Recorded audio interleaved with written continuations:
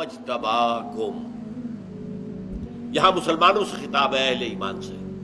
اس نے تمہیں چن لیا ہے، منتخب کر لیا ہے. کس کام کے لیے؟ بہت اہم نقطہ ہے یہ، کاش کہ یہ باتیں واضح ہو جائیں. یہ فلسفہ دین ہے. دیکھیے، جب تک نبوت کا سلسلہ جاری تھا، دو ہی کڑیاں تھیں رسالت کی، رسول ملک، رسول بشر. بات ختم. اب اس کے بعد جب لوگوں نے رسول کی تعلیمات کو بھلا دیا، خرابیاں آ گئی، بگاڑ ہو گیا، اور رسول آ گیا. پھر جبرائیل پیغام لے آئے، اور رسول بشر اس دور کا جو ہے اس نے اس کو عام کر دیا. پھر کچھ عرصے کے بعد ایک اور. تو دو کڑیاں چلی آ رہی تھی، آدم سے لے کر حضرت محمد تک صلی اللہ علیہ وسلم. حضرت محمد پر آ کر سلسلہ رسالت ختم. اب کون کرے گا؟ یہ ہے نقطہ. اب ایک تیسری کڑی جوڑ دی گئی اس کے ساتھ، اور وہ ہے امت مسلمہ. اب آئندہ یہ کام امت کو کرنا ہے، امت محمد کو کرنا ہے. یہی وجہ ہے کہ هو اجتباکم، تم بھی اس سلسلے کے اندر منسلک کر لیے گئے ہو. تمہیں تیسری کڑی کی حیثیت سے سلسلہ نبوت و رسالت کے اندر جوڑ لیا گیا ہے. اب کوئی نبی نہیں آئے گا، کوئی رسول نہیں آئے گا.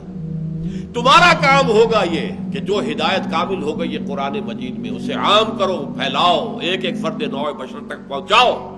اور تمہارے ذمہ ہوگا یہ کہ اللہ کے دین کا بول بالا کرو، پورے عالمی سطح پر، تمام عالم انسانیت پر اللہ کے دین کا جھنڈا لہراؤ، اور نظام خلافت اللہ منہاج نبوت قائم کرو. تو تم گویا کہ اب اپنے اس نصیب پر فخر کرو. آپ کو معلوم ہے کہ اگر کسی ملازم کی جو ترقی ہو جائے، سلیکشن گریڈ میں آ گئے، اب آپ جا کے اس کو مبارکباد دیتے ہیں کہ نہیں؟ اس اعتبار سے یہ امت محمد صلی اللہ علیہ وسلم اس سلیکشن گریڈ میں آ گئی کہ اب اس کی حیثیت صرف امت کی نہیں ہے، یہ سلسلہ رسالت کی کڑی بن گئی ہے. یہی وجہ ہے کہ آخری آیت میں الفاظ آئے لِيَكُونَ الرَّسُولُ شَهِيدًا عَلَيْكُمْ وَتَكُونُوا شُهَدَاءَ عَلَى النَّاسِ، تاکہ رسول تو گواہ بن جائے تم پر، اور تم گواہی دو پوری نوع انسانی کے اوپر. لہذا سلسلہ رسالت اب جو ہے تین کڑیوں پر ہے. اللہ سے لائے جبرائیل، جبرائیل نے پہنچایا محمد کو صلی اللہ علیہ وسلم، محمد نے پہنچایا امت کو، امت کے ذمہ ہے پوری نوع انسانی کو پہنچانا. اس لیے کہ وما ارسلناک الا کافۃ للناس بشیرا ونذیرا، اے محمد ہم نے نہیں بھیجا ہے آپ کو مگر پوری نوع انسانی کے لیے بشیر و نذیر بنا کر. آپ صرف عرب کے لیے نہیں آئے، قریش کے لیے نہیں آئے، جزیرہ نماء عرب کے لیے نہیں آئے، آپ تو پورے عالم انسانیت کے لیے بھیجے گئے. قل یا ایھا الناس انی رسول اللہ الیکم جمیعا، کہہ دیجئے ڈنکے کی چوٹ، اے لوگو میں تم سب کی طرف اللہ کا رسول بنا کر بھیجا گیا ہوں. اور آپ کا جو پہلا خطبہ ہمیں ملتا ہے اس میں یہی الفاظ ہیں انی لرسول اللہ الیکم خاصۃ والی الناس کافۃ، میں یقیناً اللہ کا رسول ہوں تمہاری طرف خاص طور پر اور تمام نوع انسانی کی طرف عام طور پر. آپ کی بعثت خصوصی الی اہل العرب، ان میں سے اخص الخصوص قریش، ان میں سے بھی اخص بنو ہاشم جن میں سے خود محمد رسول اللہ تھے صلی اللہ علیہ وسلم.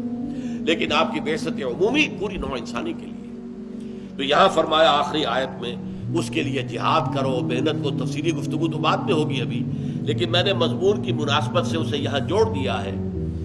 جاہدوا فی اللہ حق جہادہ ھو اجتباکم، اللہ کی راہ میں محنتیں کرو، جد و جہد کرو، جہاد کرو، کوشش کرو جتنا کہ اس کے لیے جہاد کا حق ہے.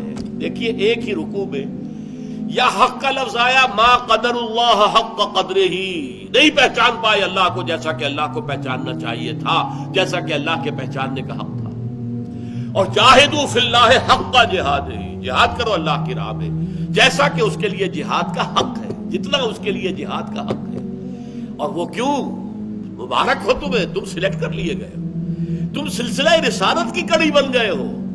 تم اب صرف عام قوم نہیں ہو، عام انسان نہیں ہو، عام جو ہے کوئی دنیا کے انسانوں کا ایک گروہ اور انبوہ نہیں ہو. تم اب ایک سلسلہ رسالت کی تیسری مستقل کڑی ہو کہ پہلی کڑی جبرائیل، دوسری کڑی محمد صلی اللہ علیہ وسلم، تیسری کڑی امت. لِيَكُونَ الرَّسُولُ شَهِيدًا عَلَيْكُمْ وَتَكُونُوا شُهَدَاءَ عَلَى النَّاسِ.